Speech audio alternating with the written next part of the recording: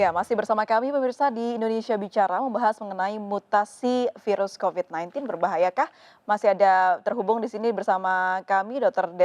Deksa Medika. Dokter, kalau melihat kekhawatiran banyak orang di mana new normal sudah diterapkan begitu, sebaiknya pemerintah seperti apa? Kalau dari kacamata seorang dokter seperti Anda, haruskah membatasi kegiatan seperti awal-awal pandemi?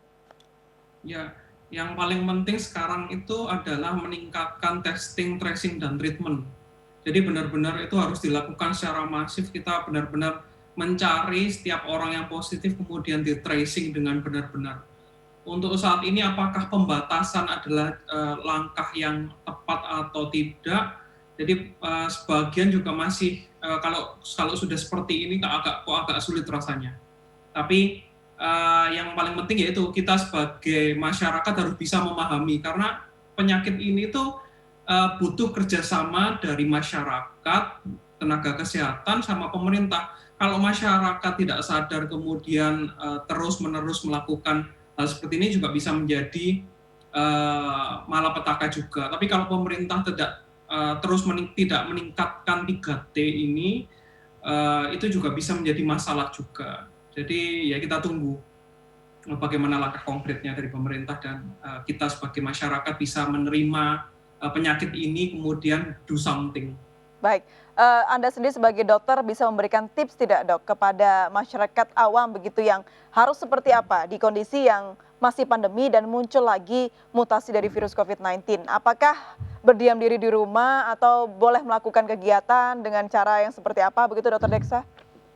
Ya, selama ini menurut observasi ya masyarakat sendiri kurang bisa melakukan 3M dengan baik dan benar.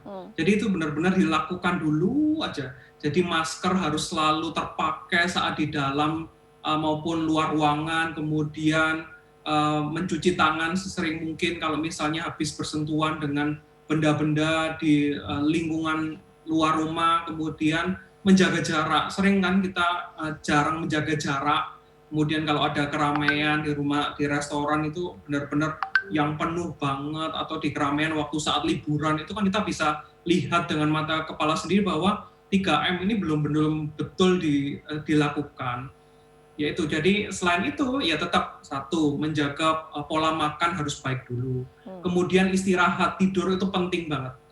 Tidur Jadi yang cukup kalau ya Dok ya? kurang, ya kalau tidur minimal 8 jam. Jadi kalau Minimal tidurnya 8 kurang jam. itu juga akan menjadi salah satu pintu masuk. Karena sistem imun kita tidak baik-baik juga karena kurang tubuh kurang mendapatkan suplai yang dimaksud. Sambil tetap stres harus di manage dengan baik karena di era pandemi ini kita tahu sendiri bahwa orang gampang stres, mudah marah atau apa yang terkait dengan sosioekonomi yaitu. Jadi Mengontrol kompleks emosi tapi harus begitu bisa. ya? Betul. Baik, Dokter Deksa, ini kan bulan Desember ini juga ramai sekali diperbincangkan mengenai vaksin dan kita sudah lihat bersama di televisi dan media-media massa begitu, kalau sudah ada vaksin yang hadir atau tiba di Indonesia. Nah, seperti apa? Apakah kita harus percaya dengan vaksin ini atau harus melihat lagi dari mana asal vaksin ini untuk bisa diberikan vaksin kepada diri sendiri begitu, Dokter? Ya, kalau dari vaksin secara garis besar memang sudah terbukti untuk dapat mencegah penyakit yang lain selain COVID ya. Ini saya ngomong vaksin in general, jadi secara umum. Lalu terkait dengan COVID, vaksin yang telah didaftarkan di WHO itu kan sudah melewati uji preklinis fase 1 dan fase 2. Dan list kandidat yang di fase 3 itu semua sudah melalui tahapan ini. Jadi di mana tahap 1 itu dia dicek keamanan, kemudian di tahap 2 itu dia dicek efektivitasnya. Pada tahap 1, tahap 2, sebagian besar vaksin tidak menimbulkan efek samping dan memang sudah mencapai efektivitas yang diinginkan. Tinggal menunggu fase 3-nya ini. Jadi gitu sih. Baik, berarti kita sudah cukup percaya dengan vaksin yang diberikan pemerintah dan disediakan pemerintah, tinggal kita menunggu saja kapan waktunya bisa mendapatkan vaksin itu Betul. begitu ya, Jadi Dok? BPOM ini, jadi kuncinya ada di BPOM. Maksudnya penggunaan apakah vaksin ini bisa digunakan dan efektif, kuncinya ada di BPOM. Jadi kita tunggu aja hasilnya gimana. Nah, ada rekomendasi untuk penggunaan vaksin ini sendiri khusus untuk siapa saja begitu Dok, yang ibu hamil mungkin tidak boleh atau yang memiliki riwayat kesehatan yang seperti apa begitu Dok?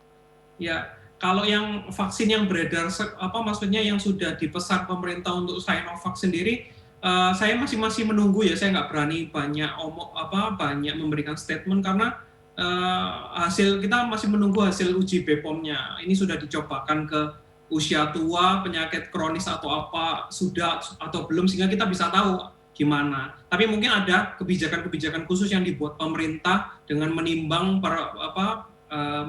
dari hasil data penelitian yang sudah dilakukan oleh Sinovac dan di Bio Farma sendiri. Baik, terakhir dokter, Anda sebagai pelaku medis begitu, seberapa optimiskah Anda pandemi ini bisa berakhir di tahun 2021 dan seperti apa kemungkinan yang harus dipersiapkan baik masyarakat awam dan juga pemerintah? Ya, harus optimis ya.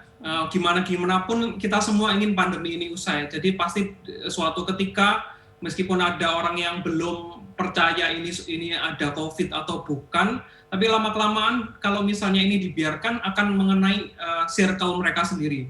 Jadi kalau udah kena, udah tahu bahwa ini adalah suatu COVID dan COVID ini benar adanya, mungkin mereka akan tergerak hatinya. Pun juga kita yang sudah paham akan COVID, yang selama ini itu udah capek banget mendengar info tentang COVID, kalau misalnya ini terus terjadi, itu juga tidak akan bisa menyelesaikan masalah. Jadi kita harus serentak ya, harus sama-sama masyarakat, nakes, dan pemerintah harus bisa bekerja sama dengan baik untuk mengakhiri pandemi ini. Baik, Bismillah. Dr. Deksa, terima kasih banyak sudah bergabung Ya, dan berbincang bersama kami di Indonesia Bicara. Salam sama-sama. sehat selalu, Dok. Salam Selamat sehat. malam. Assalamualaikum. Malam.